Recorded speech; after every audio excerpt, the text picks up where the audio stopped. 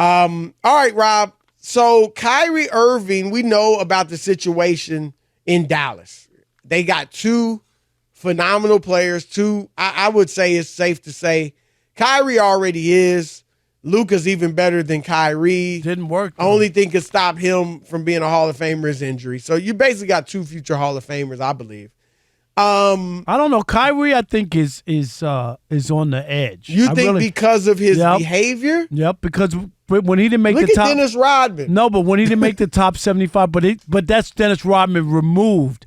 Had it been when he was doing that stuff, I think it would have hurt him. I'm just saying he was so removed from it.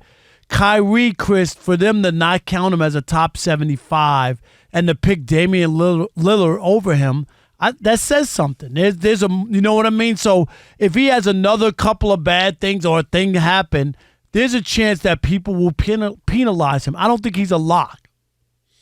I mean, that's fair because his game is tremendous. He should be top 75 is what I'm saying, and he wasn't. Yeah, but he hasn't had, like, I don't know how many All-NBAs, and a lot of it's two things, really, Rob. Injuries and just some of Kyrie's decisions. Right.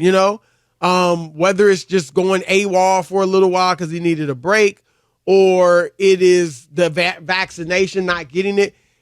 For various reasons, he has cut short his seasons. So he's only made 3 All-NBA teams. Now, he's got a resume better than a lot of guys that are in the Hall of Fame. I think he'll get in, but look, if he does have another incident or meltdown that's really bad, yeah, I mean, it's possible. People could hold that against him. Because don't you think they held it against him on the Well, I think Kyrie versus top 75? Dame. Kyrie versus Dame is a close call.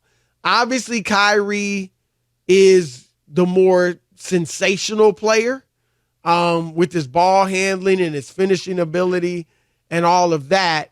And he hit one of the biggest shots in the history of the league, right? Won a championship. But Damian Lillard has more individual, he's 7-time All-NBA. Kyrie's only 3-time All-NBA. He's 7-time All-Star. Kyrie's only 5-time All-Star. So, it's a close argument. And Kyrie, a lot of people say, and it's true, Rob. I mean, I'm not saying he's not a winner because he obviously has one, but he hasn't really had much success without LeBron. Whether it was before LeBron went to Cleveland to join him or after he left in Boston, that team got better when he left. Dallas, obviously, you saw what happened. That didn't weigh into top 75, obviously. But, Brooklyn, it didn't work out the way it was supposed to. Yeah, but he still hit a big shot in the league. He's some people consider him the best finisher at the rim, best ball handler. Like when I look at him and I think of him being left off, it can't be just solely on.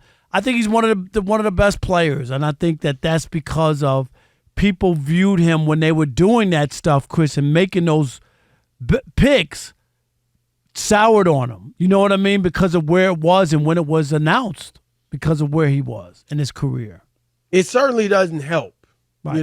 That's just what But anyway, it went bad in Dallas. And Mark Cuban's talked about it. He signed Kyrie, gave him a $130 million contract, 126, had no choice, I believe. Really. 4 years, 126, I think it was. Rob G, check those numbers if I'm inaccurate. But I think it was 4 years, 126. And he said, Kyrie and Luka will be fine. Here he is. Kyrie is a super smart guy, and he knows it's Luka's team. There's no ifs, ands, or buts about it. It is Luka's team, and so he can play two. Luka's that good that when Luka's in there, Kai needs to run to the corner, he'll run to the corner. If they double him and he needs to come to the foul line, just get a bounce pass and play 4-on-3. What's better than that? People talk about Kai and Luka fitting together. Kai knows it's Luka's team. Kai knows how Luka plays. Great basketball players are great basketball players, right? And they know how to play off of anybody else. He's not a 19-year-old Kai anymore. He's not a 25-year-old Kai anymore. He's a mature 31-year-old Kai. And he wants to win. And that makes all the difference in the world. It's a 3-year, $126 million contract for Kyrie. But yeah, Kyrie, I do think he's matured more. A lot of people might scoff at that because of some of his incidents, but I think he's matured. At the very least, he's got a good heart. He's made some mistakes, obviously. He's kind of finding himself in the midst of being a public figure. You know what I mean? And this goal, he's in that's true. But there's a glass house, you know? Right. But that's what comes with being professional. Right. You know what I mean? Like that's that's the issue. But a lot of people have to find themselves, Chris, but they still have to be professional when you work for other people, and you represent it. You represent other people. It's not just you, and you're doing your own thing, and you don't represent other people. That's where the issue comes in. And like you said, I think he's a good person at heart. He's made some bad decisions, and I think that's cost him and hurt him. And the only thing I think people will be watching is now that he has his contract, Chris, which is he going to be the guy who decides I don't want to come in this week or something, like that. He has the contract now. So, okay, is that going to happen, or is he going to be just a professional, come to work, do what he's supposed to do, and there's none of that? That's what we don't know. No, that's a great point, because as bad as it went last year on the court for the Mavericks once they got Kyrie, I think the bigger questions are not basketball related. No. There are some there, but it is what you said. Like, is Kyrie going to be there for basically 75 games, or 70 games even? Like, is he, or is there going to be something that has happened in the past, like that comes up again? And I hope not, because I'm with you. It just takes away from his. It derails his career. Ability. Yeah, no doubt.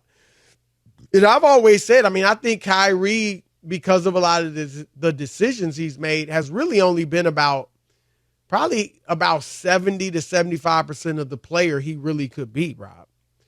They could have won a championship in Brooklyn. That's not just a foolish statement. No, Chris, if those three guys or those guys were healthy and they played, they would have won a championship. I don't even doubt it. I don't. I really don't. You never know, but I think they had a great chance. And if Kyrie, and look, it's his choice if he didn't want to get vaccinated, but that's what, I hate to make an excuse for James Harden, but that was what drove Harden out of there. Right.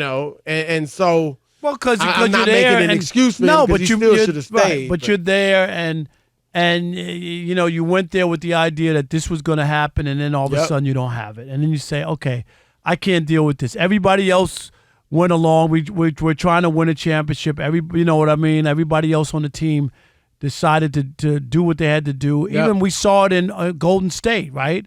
Who didn't want to get vaccinated? Andrew Wiggins. Yeah, Wiggins. And they won that year. And they won. Yeah. And Wiggins was a big part of them winning. You remember that? Right. Absolutely.